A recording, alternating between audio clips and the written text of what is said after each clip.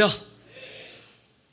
기도해 주셔서 잘 3주간의 시간 금세 가더라고요.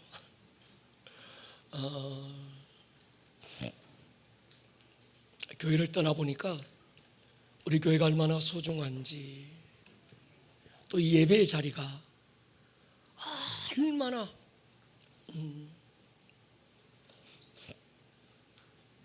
에어컨 좀 꺼주면 좋겠어요.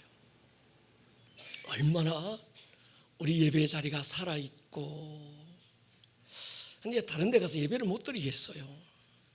예배를 드린 건지 만 건지. 3주간 우리 성도님들의 사랑과 기도가 더 크게, 여기 모니터 볼륨을 조금 더 키워주면 좋겠어. 방송실 모니터 볼륨을 조금 키워주면 좋겠어. 너무 감사했고 또 너무 소중한 시간들이었습니다.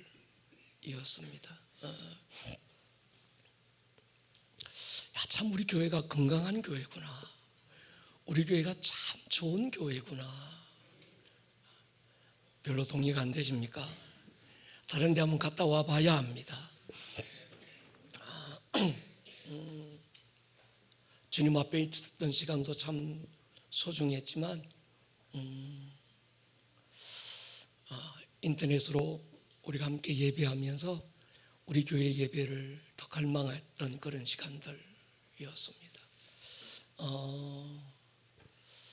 그동안 우리는 구원을 넘자, 그리고 하나님의 나라로 가자. 그래서 하나님은 어떻게 하나님 나라의 삶을 살아낼 수 있을 것인가에 대한 부분에 집중하게 했던 한 3주간의 시간이었습니다. 그래서 앞으로 약 한 달간 4주 동안은 하나님 나라의 관점에서의 그 복음, 조금 신학적이기도 하고 어려운 내용이기도 하고 그렇지만 이 금요철야 때 나누는 이 말씀을 잘 듣고 또 여러분들이 레마가 되고 나면 주일 예배는 약 한 20주 정도 하나님 나라의 삶을 살았던 한 모델 다윗이라는 사람을 들어서 이제 그때 그 다윗이 아니라 오늘 이 시대 다윗인 저와 여러분들의 삶을 우리가 찾아갈 것입니다. 그러려면 우리가 좀 어려운 내용이기도 하고 우리 아이들이 듣기는 조금 힘든 내용이기도 하지만 금요철야 때 나누는 이 말씀의 최고의 교육 방법으로 단순 지속 반복으로 했던 얘기 또 하고 또 하면서 우리 안에 이게 뼈에 막 박히도록, 이게 박히고 나면 우리의 삶에 하나님 나라의 삶은 애쓰고 힘써서 사는 게 아니라 그냥 사라지는 그 능력과 그 열매를 우리가 보게 될 것입니다. 이번에 제가 3주간 있으면서 한 2주간은 10days 리바이브를 거쳐오고 한 2주가 말이 안 나오더라고요. 정말 힘들었어요. 그래서 제가 이 설교 스타일을 바꿔야 되겠구나. 이제 막 고함 지르고 막 이건 이제는 안 되겠구나. 조금 조곤조곤 살살, 할렐루야, 그렇게 얘기하더라도 박력 있게 듣기를 축복합니다. 그래야 제가 이 목소리가 살아있겠더라고요. 누군가 그런 얘기를 했어요. 세상에는 세 가지가 없다. 뭐가 없을까요? 공짜가 없다. 또 뭐가 없을까요? 비밀이 없다. 마지막 한 가지, 세상에는 답이 없다. 여러분, 세상에는 정답이 없습니다. 세상은 우리에게 정답을 가르쳐 주지 않습니다. 정답이 아닌 것을 정답인 것처럼 모조품을 우리에게 속여서 주는 거지요. 코로나가 처음 왔을 때처럼 코로나가 끝나면서 하나님 앞에 엎드려 물었습니다. 하나님 앞에 자꾸 묻는 이유가 있어요. 요즘은 하나님 앞에 자꾸 뭘 묻는 것 같아요. 제 목회 전반전 키워드는 열정이었습니다. 20대 후반 목사와 안수받고 하나님 앞에 부르심 받고 그 목회 전반전 정말 열정으로, 제가 생각해도 이게 인간인가 싶을 정도로 초인적으로 열심히 앞만 보고 달려왔던 것 같아요. 뒤돌아보는 것도 용납할 수 없었고 좌우로 돌아보는 것마저도 죄처럼 제 안에 여겨졌었습니다. 나의 열정이 믿음이고 하나님은 내 열심을 원한다고 생각했어요. 그렇게 열정 하나로 달려오면서 어느 순간에 돌아보니까 기름으로 불을 밝히는 게 아니라 심지를 태워서 불을 밝히고 있는 제 자신의 모습이 보이기 시작했습니다. 후반전은 다르게 뛰어야 된다는 걸 알아요. 열정이 아니라, 나의 열정이 아니라 그분의 열정으로 나를 뛰게 하시는 어떤 그 열심, 심지를 태워서 불을 밝히는 것이 아니라 성령의 충만한 기름 부음으로 불을 밝혀야 된다는 걸 알게 하셨습니다. 그때 하나님께서 제게 보여주셨던 환상이 앞바퀴 없는 쇠발자전거였어요. 아시는 대로 쇠발자전거의 앞바퀴는 구동력이 아니라 방향을 잡는 거지요. 교회 방향은 목사가 잡는 게 아닙니다. 하나님의 몫인 줄로 믿습니다. 목사는 그분이 결정하고 그분이 만들어 놓은 그 방향을 향해서 그냥 성도들과 함께 달려가는 목동일 뿐인 거죠. 그분 앞에 앉기로 하면서 이번에 하나님께 물었습니다. 하나님, 코로나가 끝난 다음 이제는 어디로 가야 됩니까? 우리가 무엇을 해야 됩니까? 어떻게 가야 됩니까? 어느 길로 가는 게 정답일까요? 길을 묻는 저에게 주님 말씀해서요, 이 목사, 내가 길이야, 내가 생명이야, 내가 진리야, 내가 부활이야. 나 외에 다른 어떤 길도 내가 만든 적이 없다 그러시더라고요. 코로나가 오기 전에도, 장 걸렸을 때도, 그리고 지금 코로나가 끝나고 새로운 시즌이 시작되는 지금도 뿐만이 아니라 오고 오는 모든 사람의 역사에서 다른 길을 찾지 마십시오. 세상에는 오직 한 길만 있습니다. 예수가 길입니다. 예수가 길인 것이 아니라 예수만 길인 줄로 믿습니다. 그분만 진리고 그분만 생명이고 그분만 알파고 그분만 오메가고 그분이 시작이고 그분이 끝이고 그분이 처음이고 그분이 마지막인 거죠.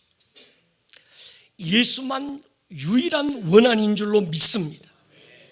단순한 진리를 주님은 한 3주간 다시 붙들게 하셔서요, 우리는 어디가 길인지 몰라 묻는 사람들에게 가르쳐 주어야 합니다. 예수만이 길입니다. 답을 찾는 우리 다음 세대에게 분명하게 가르쳐 줘야 합니다. 예수만 답이다. 예수 안에만 정답이 있습니다. 복음이 답입니다. 기도와 말씀 외에 답이 없습니다. 세상의 요란한 이슈들을 내려놓고 우리는 다시 예수님을 바라보아야 되고 그분 앞에 앉아야 될 때가 지금인 거죠. 우리가 알 수 있는 것이 아무것도 없을 때, 오늘 내 삶의 결핍을 이유로 원망하거나 포기하지 않고 그 결핍의 상황과 순간에도 우리의 시선을 예수께 고정한 진정한 영성을 가진 사람들이 일어나야 되고 그 교회가 일어나야 됩니다. 그래야 세상은 소망이 있습니다. 여러분, 대안은 없습니다. 대안은 원한이 없을 때 땜빵을 찾는 거지요. 그걸 대안이라고 이름합니다. 하나님은 우리에게 땜빵을 주신 적이 없습니다.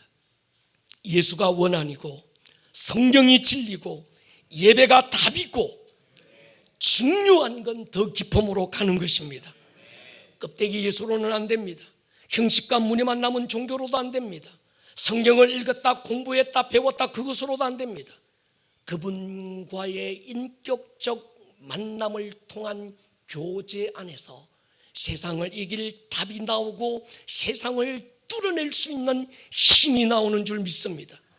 시편에서 외치고 있는 것처럼 땅이 변하든지 산이 흔들려 바다 가운데 빠지든지 바닷물이 솟아나고 뛰놀든지 그것이 넘쳐서 산이 흔들릴지라도 답은 예수밖에 없다 선포할 수 있는 한 사람, 저와 여러분들이 되기를 주님의 이름으로 축원합니다. 우리가 노래하는 것처럼 큰 산아 네가 무엇이냐, 네가 내 앞에서 평지가 될 것이다. 영적인 돌파는 문제가 해결될 때가 아니라 산이 흔들리고 바닷물이 솟아나고 넘치는 상황에서도 여전히 하나님은 일하고 계신다고 선포할 수 있는 하늘의 생명으로 충만한 사람, 그 한 사람을 통해서 돌파가 일어날 것입니다. 하나님께는 숫자가 필요하지 않고 사이즈가 필요 없습니다. 하나님은 예수의 생명을 가진 소수를 통해서 언제나 일하셨고 세상에 자기를 나타내신 거죠. 하나님의 마음을 아는 한 사람, 어떤 상황에서도 예수만 답이라고 소리칠 수 있는 그 한 사람, 하나님의 원한을 가슴에 품은 그 한 사람을 통해서 하나님은 오늘 이 시대에도 일할 줄로 믿습니다. 중세 시대를 종교의 시대라고 부릅니다. 근대를 모든 사회 이승의 시대라고 부릅니다. 그리고 오늘 이 시대 현대 포스트 모던 시대는 영성의 시대라고 부릅니다. 종교의 시대에서 이승의 시대로, 이승의 시대에서 오늘 이 시대는 교회가 아니라 시대가 영성을 향해서 갈망하고 있습니다. 18세기 르네상스가 일어나기 전 중세는 가톨릭이라는 종교가 판을 쳤어요. 대부분 세계전쟁은 종교전쟁이었습니다. 교황이 국왕을 임명하고 실제적인 권력자였고 통치자였습니다. 권력이 특권이 되면 타락으로 이어지는 거죠. 종교의 타락과 실망은 휴머니즘이라고 하는 인간 이성 중심의 시대를 열어놓고 말았습니다. 철저하게 인간 이성이 중심이 된 시대가 르네상스 이후 근대였습니다. 인간 이성의 한계는 영성을 요구하고 영성을 추구하고 영의 세계를 탐구하는 시대가 오늘 이 현대가 된 거죠. 여러분, 이 근대 모든 사회는 인간 이성이 중심이 됐어요. 나는 생각한다, 고로 존재한다. 인간 이성이 이해가 되고 과학이 증명할 수 있는 것만 진리라고 받아들였던 모든 사회, 모든 시대의 특징, 우리는 지나왔습니다. 이 시대 포스트 모던 시대는 영적인 시대입니다.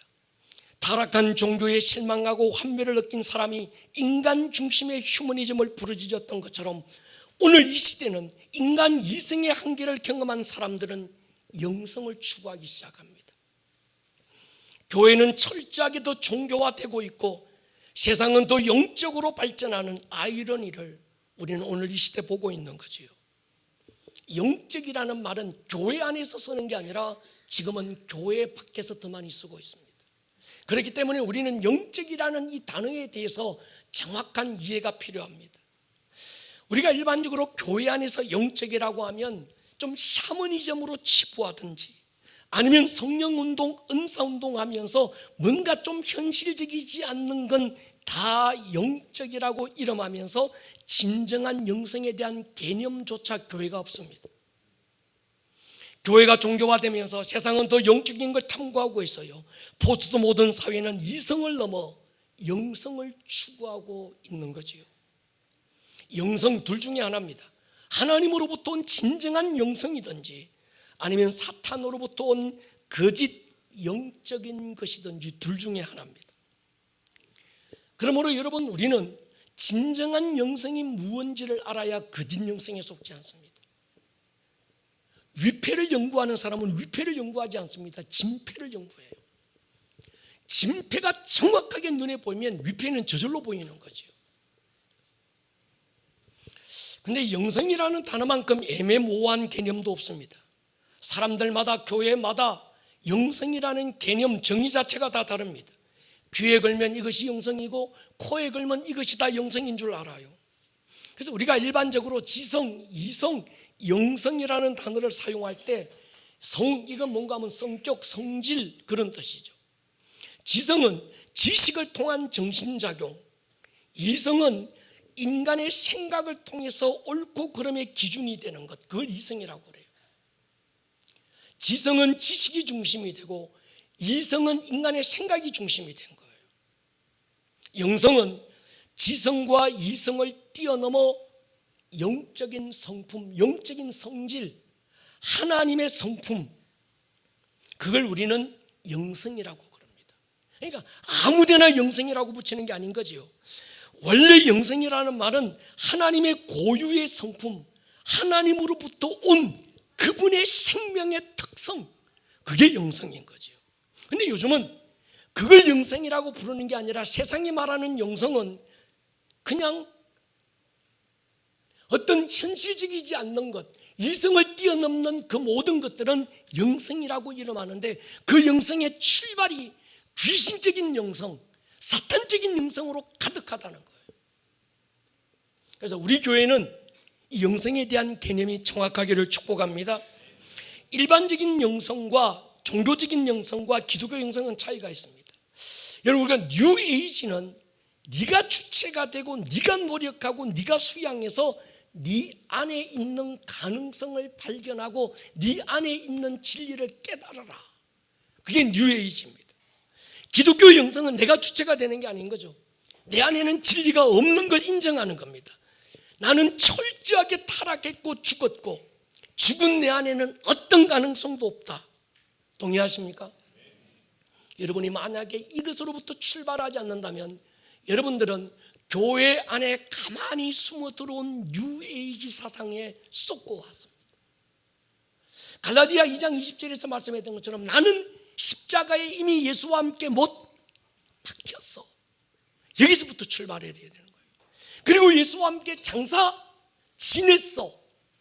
여러분, 장사를 지낸다고 할 때 여러분 그 일반적으로 의사가 이 사람 죽었어요, 사망 진단서가 없으면 장사를 할 수 없습니다.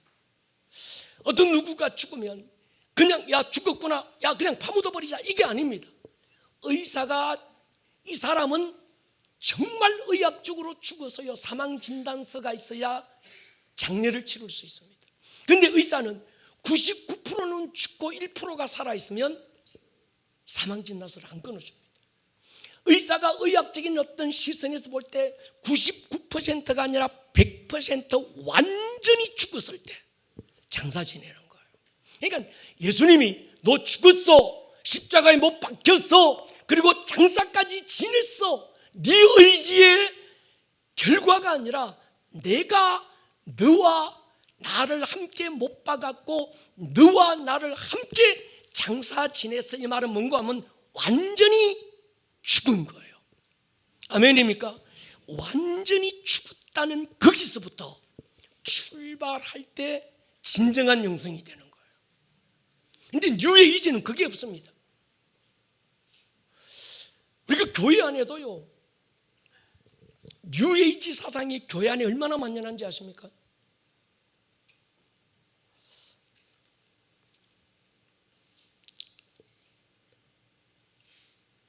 적극적인 사고방식, 긍정적인 사고, 적극적으로 막 하다 보면 뭔가 하나님의 역사가 일어난다. 여러분, 그건 뉴에이지 사상입니다. 그건 영성이 아닙니다. 아멘입니까? 일전에 10데이스에서 오셨던 임 목사님께서 중요한 진리를 우리에게 전해주셔서요, 임 목사님은 현 백석대학원장으로 백석대학 대학원에서 백석신학의 정통성을 바로 잡고 계신 분이 바로 이분입니다.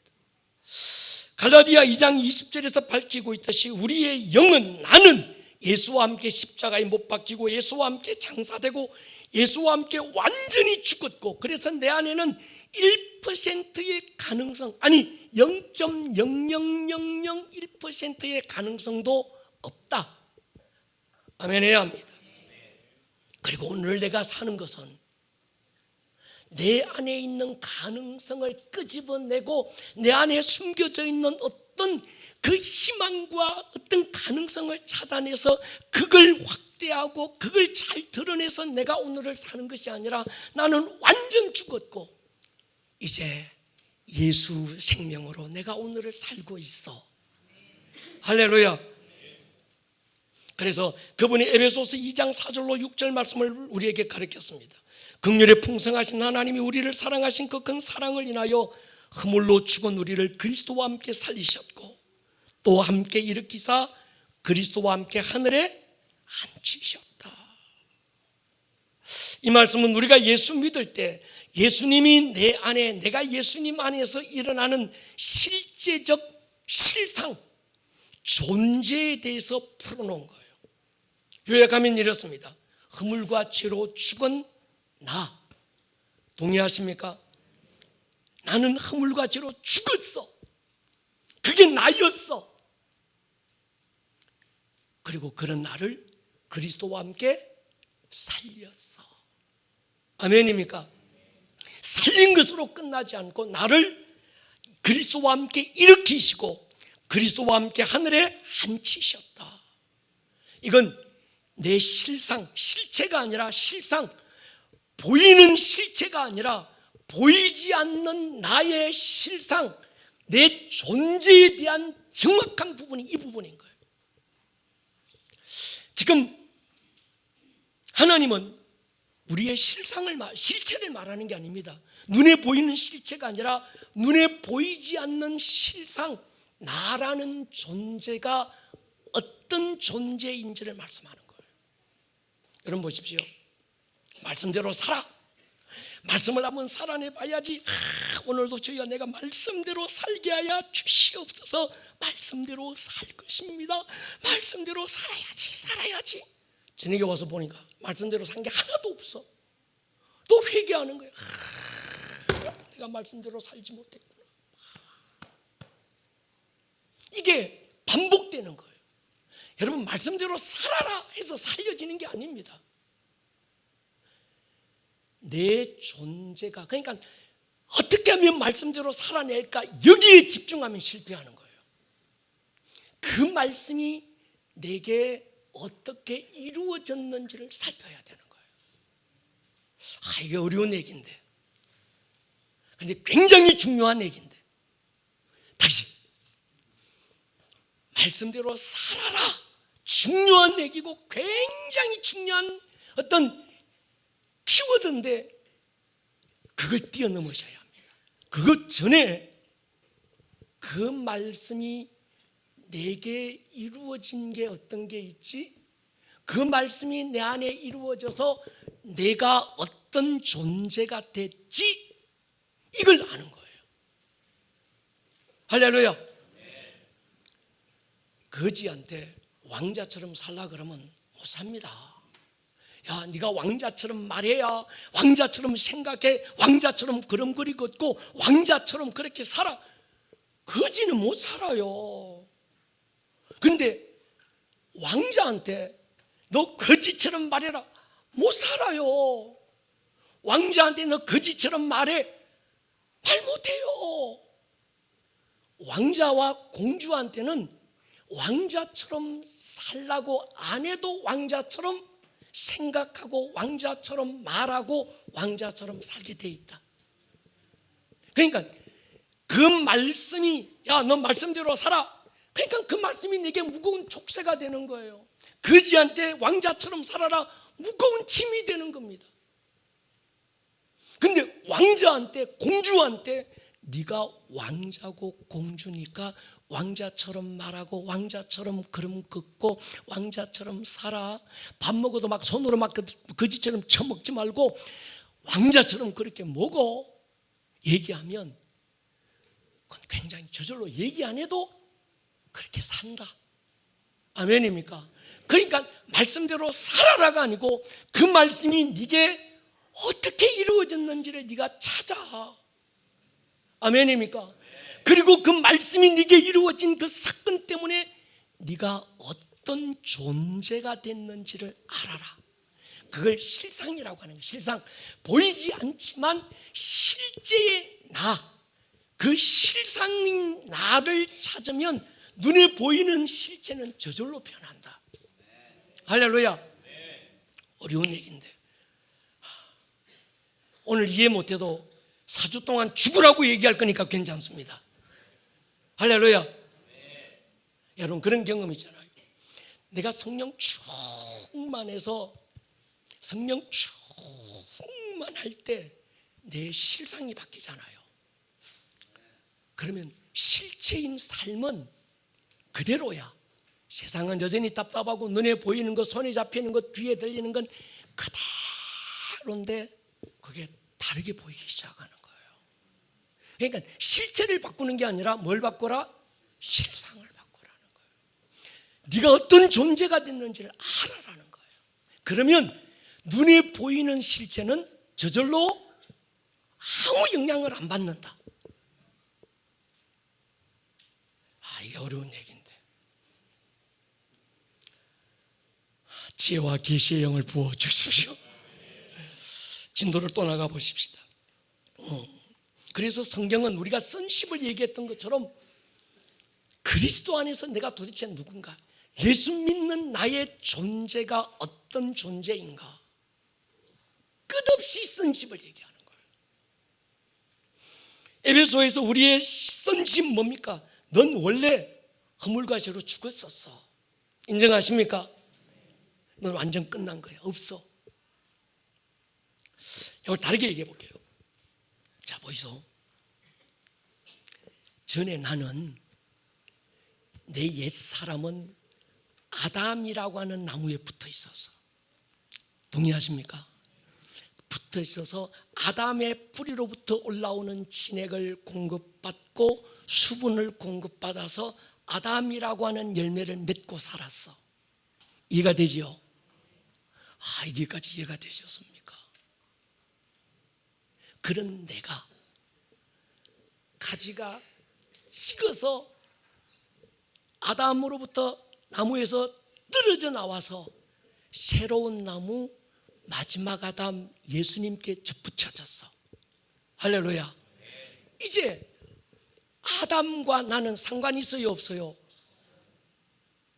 없다. 있다는 말에 속지 마라. 또 큰 소리 나오네. 근데 마귀는요, 있다고 속이는 거예요. 거짓 자아를 만들어주는 거예요. 야, 너 예수 믿지? 믿는데요. 그래도 넌 아직 첫 아담에게 붙어 있어서 그 아담의 속성이, 그 아담으로부터 오는 결핍, 아담에게 붙어 있어서 타락한 다음에 아담으로부터 나왔던 결핍과 불안과 두려움과 염려와 이 세상의 가난과 이것들에 네가 영향을 받을 수밖에 없어. 그래서 엎어지고 뒤집어지고 맨날 그 짓 하는 게 당연한 거야. 왜? 네가 아담에게 붙어 있어서 그래.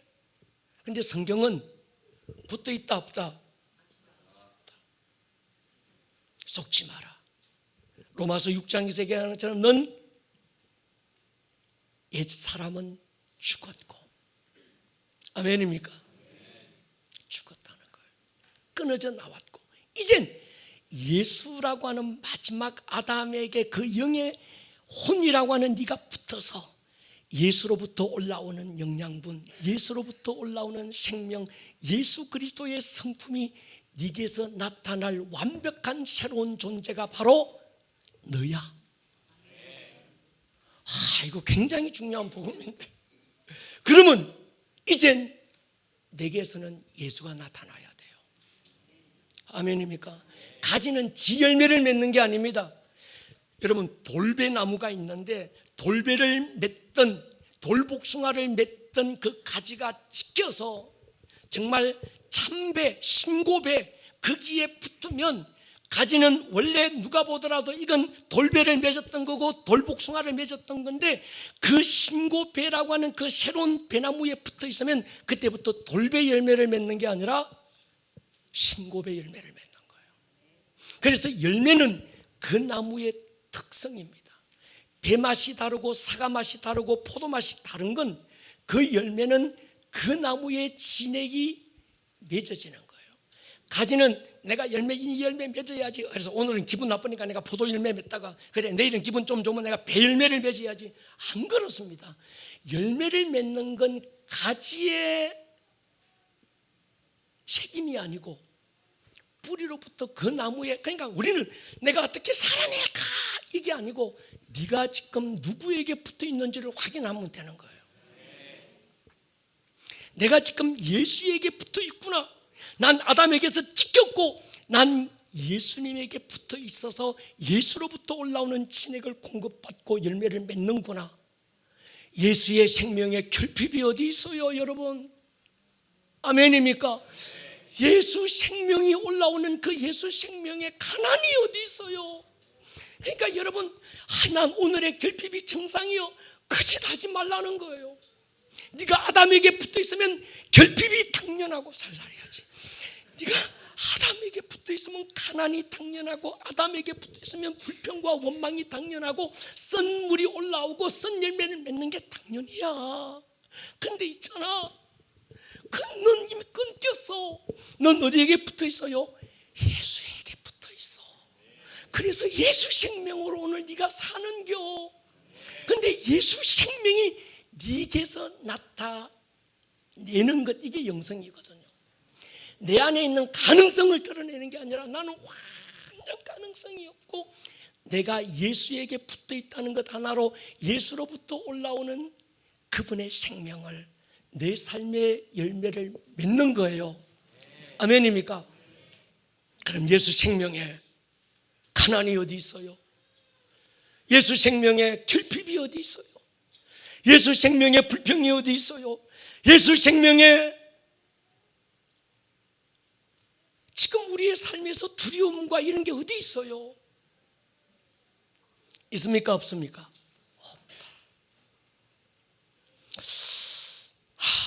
여러분, 오늘 잘못된 기독교 영성이 아담에게 속했던 내 옛사람 안에 있는, 아담 안에 있던 내 옛사람, 그 옛사람의 어떤 가능성을 찾고 내가 주체가 되어서 무엇을 깨닫고 내 안에 있는 어떤 그걸 막, 이건 뉴에이지 사상입니다. 이건 거짓 영성이에요. 우리는 나는 죽고 누구로 삽니까? 크게 얘기하세요. 누구로 삽니까? 그러니까 영성은 내 안에 잠재된 가능성을 다시 일으키는 것이 아니고 내 안에 있는 예수를 나타내고 예수 생명을 열매로 맺는 걸 영성이라고 한다. 당신 안에 잠자는 사자를 깨워라. 당신 안에 무한한 잠재된 가능성이 있다. 듣기 좋고 말하기도 좋지만 이건 진리가 아닙니다. 이건 가짜입니다. 기독교적인 영성이 아닙니다. 뉴에이지가 교회 안에도 들어와서 영성훈련이라는 이름으로 이렇게 판을 치는 거예요. 진리를 아시기를 축복합니다. 먹을 게 없어서 망하는 게 아니라 하나님을 아는 지식이 없어서 망하는 겁니다. 핵폭탄 때문에 망하는 게 아닙니다. 하나님을 아는 지식이 없어서 망하는 거예요. 기독교 영성은 지혜와 계시의 영이 부어져서 하나님을 아는 겁니다. 성령께서 마음의 눈을 밝혀주셔서 부르심의 소망이 뭔지, 나를 통해 이루고 싶으신 기업의 영광의 풍성함이 얼마나 크고 놀라운지 그걸 알아가는 거예요. 이번 연구월 동안 하나님은 제게 특별한 은혜를 베푸셨어요. 코로나가 오면서 하나님 나라 차원의 교회론의 눈을 열어주셔서 우리 교회는 처음 우리 교회가 시작할 때 사도행전적 교회, 그 교회는 귀신 쫓고 방언하고 막 성령운동하고 은사운동하는 것인 줄 알았어요. 그래서 우리는 열심히 귀신 쫓고 열심히 막 방언하고 열심히 영적인 걸 추구해 왔습니다. 지난 3년간 우리는 전혀 새로운 차원의 하나님 나라의 복음을 나누었습니다. 구원을 넘어서 복음적 제자를 넘어서 사도행전적 제자, 그 DNA가 이런 것이라고 하는 걸 5가지 스쿨을 통해서 나누어 왔습니다.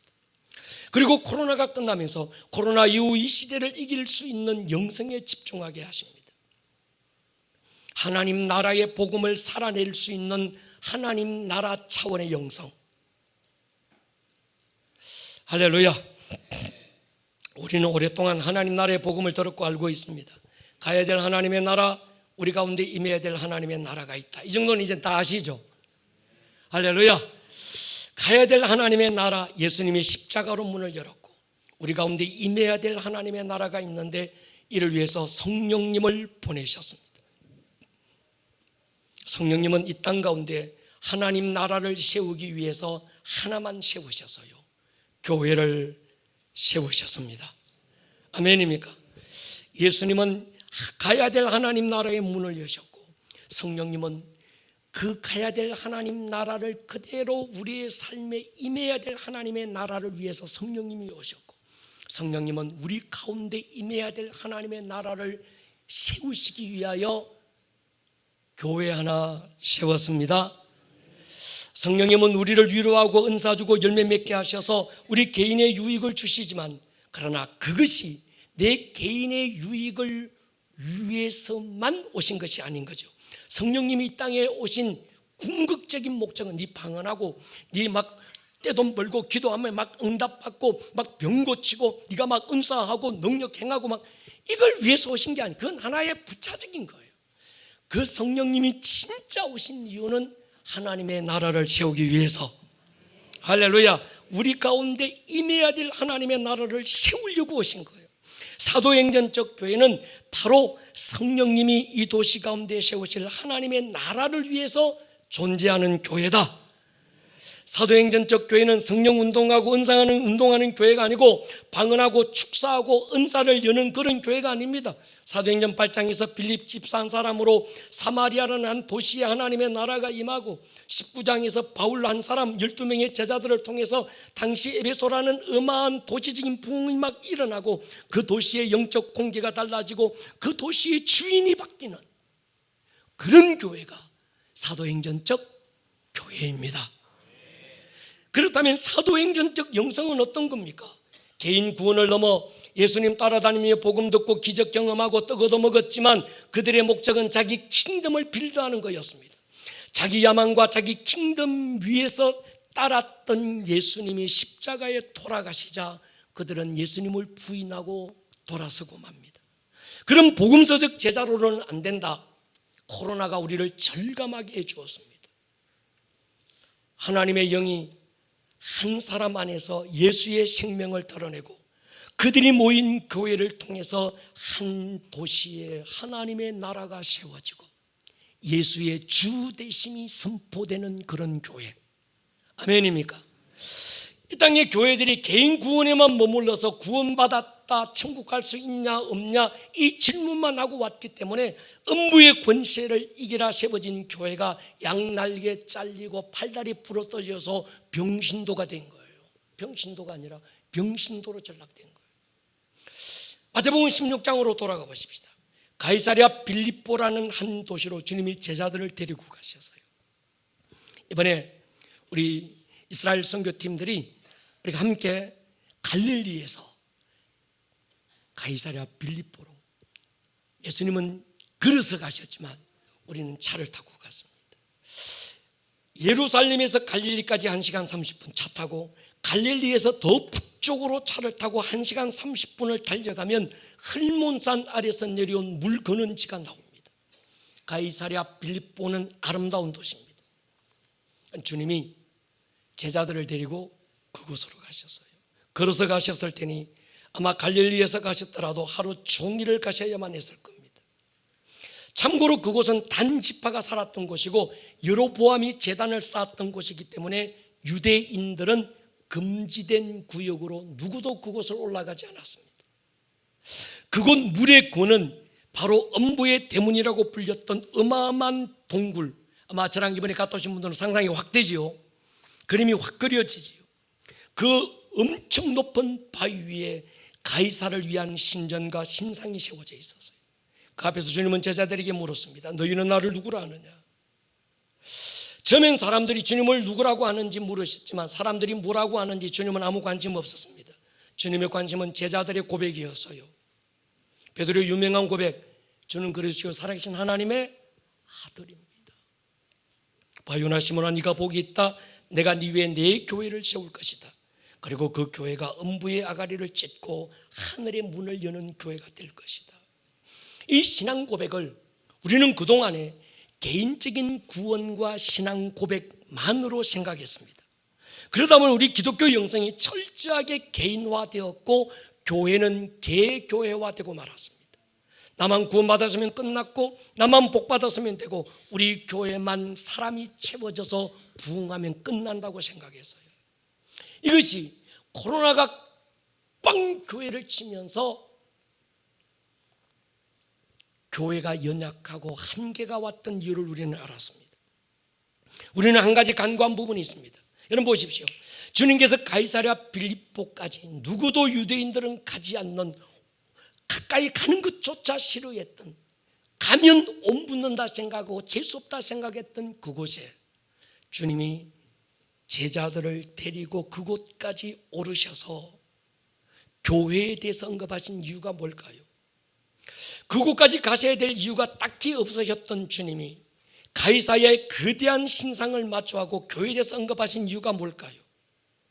개인적인 신앙 고백과 개인 구원에 관한 것에만 관심이 있었고 그것이 목적이었다면 주님은 그것보다 훨씬 경관이 아름다운 갈릴리 호수가 바라보이는 디베랴 언덕에서 제자들에게 물었을 거예요. 그것도 아니면 예루살렘 성전의 엄숙한 환경과 분위기 속에서 주님은 제자들에게 물었을 거예요. 너희는 나를 누구라고 하느냐? 그런데 주님이 이번에 제게 집중하게 한 건 왜 예루살렘 성전 안도 아니고 그토록 경관이 아름다웠던 갈릴리 호수가 내려다보이는 디베랴 언덕도 아니고 주님이 누구도 가기를 꺼려하고 누구도 가까이 하지 않았던 가이사랴 빌립보까지 하루 왼종일 걷고 걸어서 그 오르막이거든요. 그곳까지 가셔서 거기서 교회에 대해서 언급하신 이유가 뭘까? 가이사, 로마 황제의 이름이죠. 빌립 유대 총독의 이름입니다. 그들의 이름으로 한 도시의 이름을 지었다는 건 그 도시는 가이사의 도시라는 말입니다. 가이사가 그 도시의 주인이라는 말이죠. 주님은 교회를 통해 개인 구원만 아니라 한 도시의 주인을 바꾸고 싶어서 그곳까지 올라가셨다는 생각을 하게 됐습니다.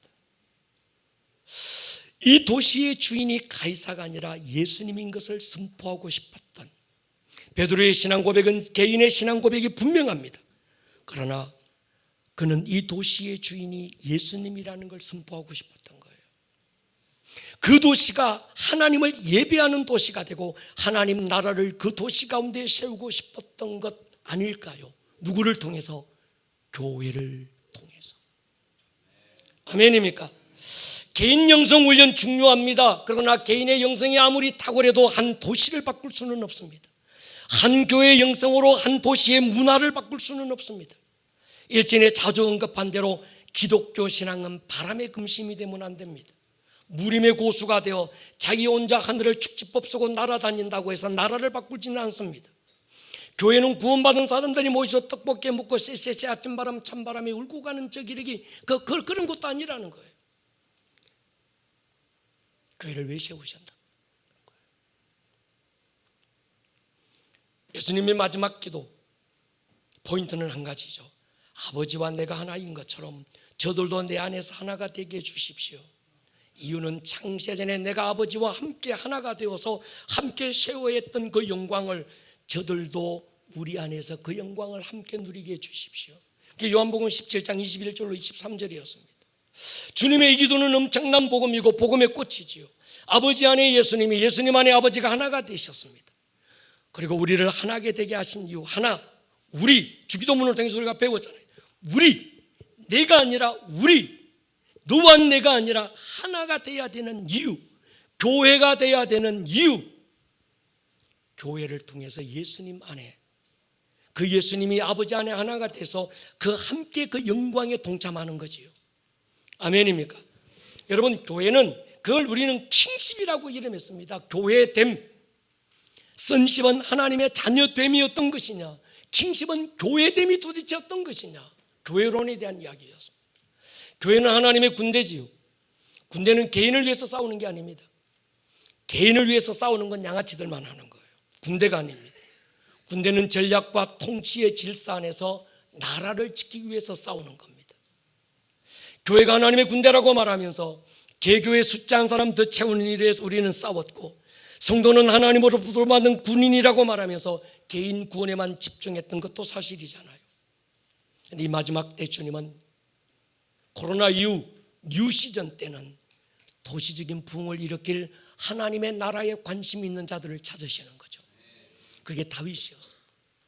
그래서 우리는 주일 예배 때는 그 다윗 어떤 모델, 청와대에서 맨날 뭐 칼국수만 끓여 먹는다고 해가지고 문민정부가 들어선 건 아니었잖아요. 모델이 있어야 되는 거예요. 봐라, 우리는 그 모델을 다윗으로 잡았습니다. 로마서 11장에서 말씀하신 이스라엘이 하나님께 돌아오기 전에 이방 땅에 엄청난 홀리 퍼펙트 스톰이 불어올 거라고 말합니다. 그 홀리 퍼펙트 스톰을 통해서 도시들이 하나님께 돌아오고 나라들이 하나님께 돌아올 거예요. 이번에 코나 멸방대학에 있는 DTS 강사들과 모여서 교제하면서 그분들이 그런 똑같은 얘기를 했습니다. 목사님, 마지막 때는 개인의 붕이 아니라 도시적인 붕이 일어날 것입니다. 하나님은 나라적인 어떤 그런 엄청난 붕을 준비하고 있습니다. 우리는 이미 알고 있었습니다. 할렐루야. 하나님 나라를 살아낼 수 있는 하나님 나라의 영성이 필요한 거죠. 여러분, 아까 전에 말씀하신 대로 고린도후서 4장 10절 11절 보십시오. 같이 한번 읽을게요. 시작. 우리가 항상 예수의 죽음을 몸에 짊어짐은 예수의 생명이 또한 우리 몸에 나타나게 하려 함이라. 우리 살아있는 자가 항상 예수를 위하여 죽음에 넘겨짐은 예수의 생명이 또한 우리 죽을 육체에 나타나게 하려 함이라. 이 말씀이 굉장히 중요합니다. 여러분, 이 말씀을 외우셔야 합니다. 이 말씀이 여러분들의 고백이 되기를 축복합니다. 믿음의 선포가 되기를 축복합니다. 이런 거예요. 우리가 항상 예수의 죽음을 몸에 짊어지면 내가 나타나는 게 아니고 아담에게 첫 아담에게 속해 있던 아담의 특성이 열매되어 나타나는 게 아니라 누가 나타난다고요? 예수 생명이 죽을 몸에 나타나고, 예수의 죽음을 날마다 짊어지고 사는 건 예수의 생명이 이 육체에 나타나게 하려 합니다. 여러분, 그게 새로운 피조물입니다. 할렐루야. 새로운 피조물은 나 착하게 살아야지, 선하게 살아야지, 말씀대로 살아야지, 그게 아닙니다. 존재가 바뀌는 거예요. 아멘입니까? 새로운 피조물은 옛 아담, 옛 사람, 첫 아담에게 속해 있던 옛 사람, 그것이 기절초풍했다가 정신 차리고 다시 깨어나가지고 오늘 살고 있는 게 아니고, 아멘입니까? 완전 옛사람은 아담으로부터 지켜서 이젠 아담으로부터 올라오는 특성이 열매 맺을 수 있다 없다? 모르나 보네.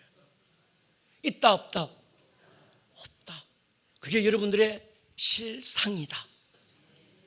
맺을 수 있다고 착각하지 마라. 아멘입니까? 나타나는 게 정상이라고 착각하지 마라. 나타날 수 있다 없다? 없는 존재가 돼버렸다. 이걸 인정하는 게 갈라디아 2장 20절이라니까요. 존재를 먼저 생각하세요. 할렐루야. 여러분은 그런 존재가 됐습니다. 허물과 죄로 죽었습니다. 아멘입니까? 제가 살살해야 합니다. 그렇던 내가 이젠 예수의 생명이 내게 나타날 존재가 된 거예요. 아멘입니까? 예수 생명 안에 결핍이 있다 없다? 없다. 예수 생명 안에 가난이 있다 없다? 예수 생명 안에 불평과 원망이 있다 없다? 예수 생명 안에 우울증이 있다 없다? 예수 생명 안에 원망과 불평이 있다 없다? 예수 생명 안에 나의 모든 불안과 두려움이 있다 없다? 없다. 그러면 그걸 당연하게 여기지 마라. 이건 없는 거예요. 아멘입니까? 근데 마귀는 나타나는 게 정상이라고 자꾸 거짓자, 내가 아닌 실제 실상인 나는 예수에게 붙어서 예수의 생명이 내 죽을 몸에 나타날 존재로 내 새로운 피조물이 됐는데, 아멘입니까? 아직 안 됐으면 빨리 돼야 되고, 그러니까 새로운 피조물입니까? 그런 예수 생명이 죽을 내 몸에 나타나는 게 정상인데, 마귀는 자꾸 첫 아담에게 속했던 그 아담의 특성이 나타나는 게 너야, 넌 그럴 수밖에 없어, 이렇게 속이는 거예요. 그러니까 말씀대로 살 수 있겠어요, 없겠어요? 못 사는 거예요. 말씀대로 살아라 아니고 말씀이 네게 어떻게 이루어졌는지를 보라는 거예요. 실체를 보지 말고 보이지 않는 너의 실상을 보라는 거예요. 그게 기분이나 관념이나 신학적인 얘기가 아니고 암송해야 되는 성경의 요절이 아니고 그게 실제적 사건으로 다시 한 번 더 보라는 거예요. 우리는 뉴에이지를 복음이라고 말하지 않습니다. 할렐루야. 신사도 운동을 복음이라고 말하지 않습니다. 우리는 긍정적, 적극적 사고방식을 복음이라고 말하지 않습니다. 우리 안에는 그럴 가능성이 아무것도 없습니다. 오늘 우리 안에 있는 건 내가 연합되어 있는 내 안에 있는 예수의 생명이 나타나는 거예요.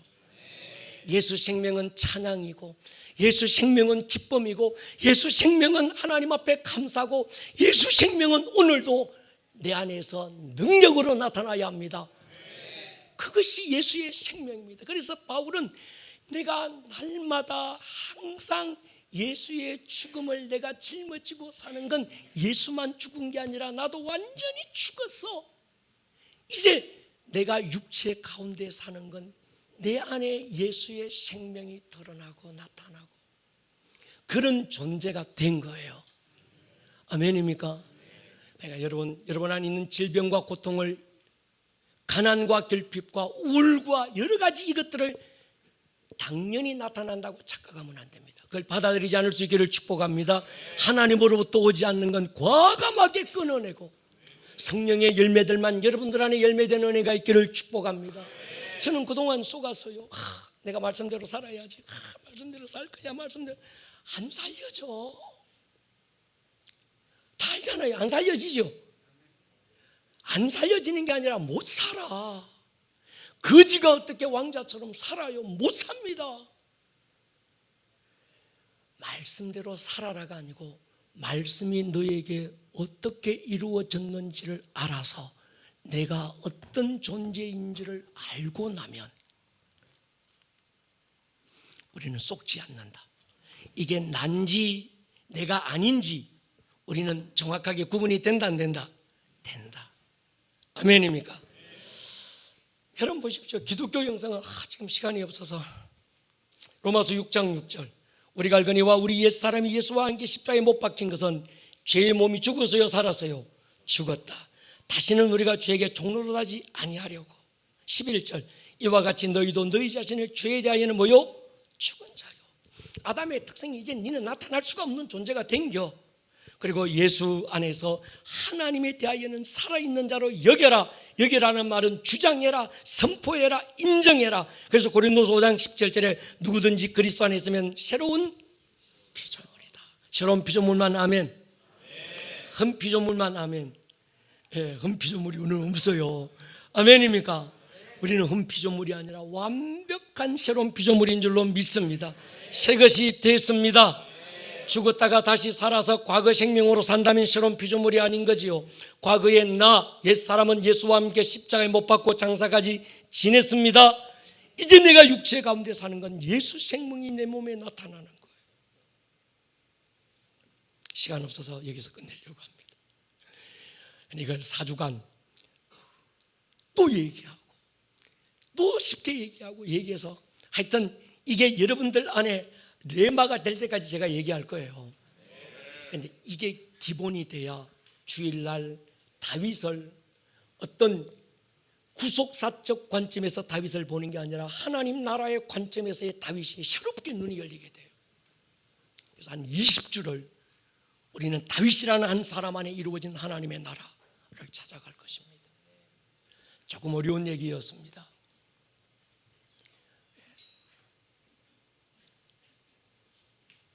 제가 이 얘기를 하고 싶어서 주일부터 안 쓰고 오늘 제략부터 나온 거예요. 아니, 여러분 단순한 얘기 같은데 굉장히 중요합니다. 살고 있는 집이 내가 아니고 배운 공부가 내가 아니잖아요. 이 몸이 납니까 아닙니까? 나가 아니야. 내가 살고 있는 집이 나예요 아니에요? 아니야. 그것처럼 여러분은 실상입니다. 예수 안에서 다시 산 예수 생명으로 오늘을 살고 있는 그게 바로 여러분입니다. 실체, 그게 나구나 알고 나면 실체는 저절로 바뀌게 돼 있습니다. 이걸 사주간 조금씩 우리가 알고, 이게 정리가 딱 되고 나면 그 다음부터는 주일날 듣는 다윗에 대한 얘기가 다윗이 이랬구나 알게 될 거예요. 오늘 말씀이 레마가 되기를 축복하고, 성령님께서 지혜와 계시의 영을 부으셔서 들을 귀가 열리기를 축복합니다. 머리를 우리 한번 숙여 보십시다.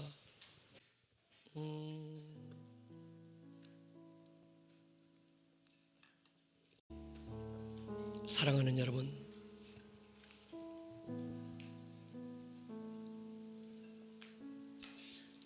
눈에 보이고 손에 잡히는 실체를 여러분의 존재적 실상이라고 착각하지 마세요. 그건 내가 아닙니다. 실체인 집 여러분이 아니지요. 실체인 여러분의 어떤 환경 여러분이 아닙니다. 금가락지 꼈다고 여러분 존재가 달라지는 거 아닙니다. 대골 같은 집에 산다고 여러분의 존재 실상이 달라지는 거 아니에요. 실체를 실상이라고 오해하지 마십시오. 예수 생명으로 살고 있는 그것이 여러분의 실상이고 여러분 존재입니다. 하나님, 영성은 예수 생명이 나타나는 거예요. 여러분, 전에 제가 그랬죠. 미안한데 죄송한데, 자 보이소.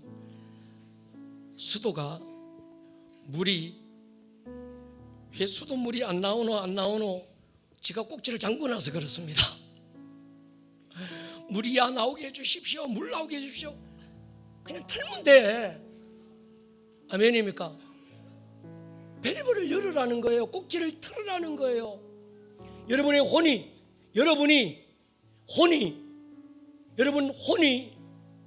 틀면 됩니다. 그러면 여러분 안에 있는 예수 생명이 콸콸콸 나오는 거예요.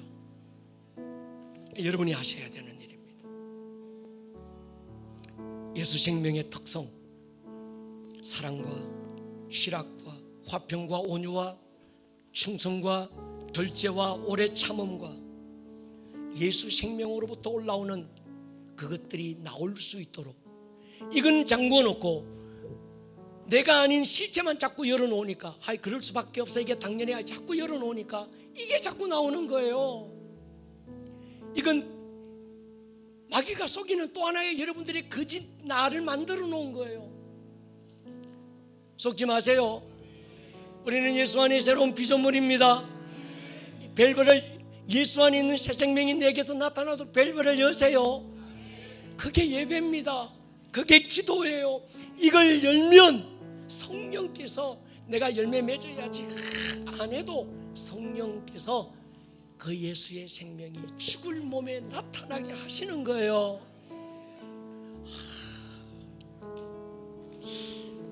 별로 아멘 소리가 안 깨달으신 것 같아서, 아니면 다 알고 있는 걸 저 목사하고 왜 또 얘기하나 또 그러신 것 같아서 제가 막 답답한데, 오늘 이 밤에 밸브를 열어놓기를 축복합니다. 예수의 생명이 죽을 몸에 나타나셔야 합니다. 여러분의 환경에 부유로 나타나셔야 합니다. 치유로 나타나야 합니다. 능력으로 나타나야 합니다. 권능으로 나타나기를 축복합니다. 이게 정상입니다. 지금 우울이 나타나고 불안이 나타나고 원망이 나타나고 분노가 일어나고, 그건 거짓자합니다. 아멘입니까? 아멘. 자리 소리 한번 일어서십시다. 이 시간 밸브를 여세요. 주님, 내게서 예수의 생명이 나타나기를 기도합니다.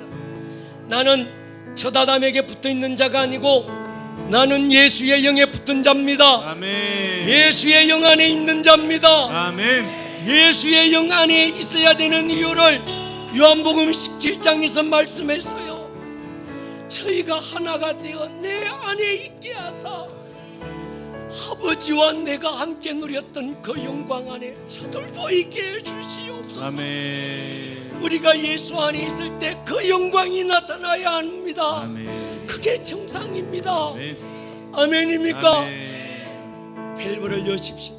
아멘. 주님, 내가 예수 안에 있어서 예수 안에 있는 것들이 내게 나타나기를 원합니다. 아멘. 예수의 생명이 죽을 몸에 나타나기 원합니다. 아멘. 실제 안에 실상이 나타날지어다. 아멘. 우리 시간 두 손 번쩍 들고 단순한 복음 같지만 여러분 안에 레마가 되고 머리에서 가슴으로 내려오면 그 가슴에서 영으로 들어가면 그때부터 권능으로 나타날 거예요. 아멘. 성령님이 도와주시기를 축복합니다. 아멘. 주여 한번 부르고 기도합니다.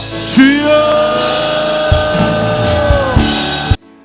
오늘 들었던 이 말씀이 듣는 말씀에서 끝나지 않고 여러분들의 삶에 살아내는 말씀으로 생명력 있는 말씀이 될 수 있기를 주님의 이름으로 다시 한번 축복합니다. 온